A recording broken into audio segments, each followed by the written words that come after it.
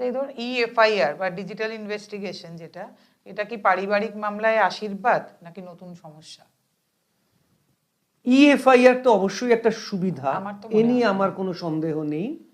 এবং অনেক সময় আপনি যেটা বললেন ডিজিটাল ইনভেস্টিগেশন, দেখুন অনেক সময় থানায় না ডেকে, বিশেষ করে আপনারা জেনে রাখুন সিনিয়র সিটিজেনরা থানায় যাবেন না, এ নিয়ে কিন্তু মহামান্য কলকাতা হাইকোর্ট বারবার বিভিন্ন সময় নির্দেশিকা জারি করেছেন যে সিনিয়র সিটিজেনকে তদন্তের নামে থানায় বসিয়ে হেনস্থা কিন্তু বন্ধ।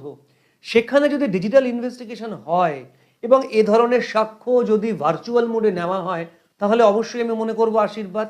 কিন্তু ওই যে আমাদের দুর্ভাগ্য, যাদের ওপরে আমরা আস্থা রাখি তারাই যেন ওই সেই প্রবাদের মতো হয়ে যায় যে বেড়ালকে মাছ রক্ষার দায়িত্ব দেওয়া হলো, এরকম যেন হয়। দেখুন, এই ভার্চুয়াল মোডকে যদি আমরা সদর্থক রূপে ব্যবহার করি তাহলে অবশ্যই একটা ভালো দিক।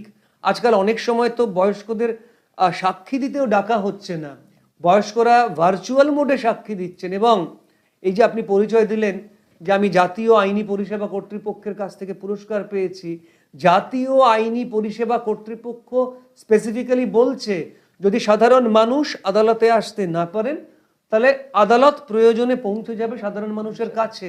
তার মানে তো হলো এটাই যে ভার্চুয়াল মোডে কেউ সাক্ষ্য দেবে, পুলিশ চাইলে থানায় পুলিশ থাকবে, ভার্চুয়াল মোডে বাড়িতে বসে বয়স্ক মানুষ তারা সাক্ষ্য দেবেন বা তারা তাদের বয়ান নথিবদ্ধ করবেন। অত্যন্ত ভালো দিক হতে পারে যতক্ষণ না এরও কোনো মিসইউজের জায়গা তৈরি হয়ে যায়।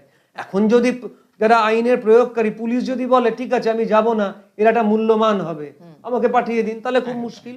এবং সেক্ষেত্রে আমাদের সকলের দায়িত্ব এদিকগুলিতেও নজর রাখা যাতে পুলিশ ওই মূল্যমান নির্ধারণ করতে না পারে।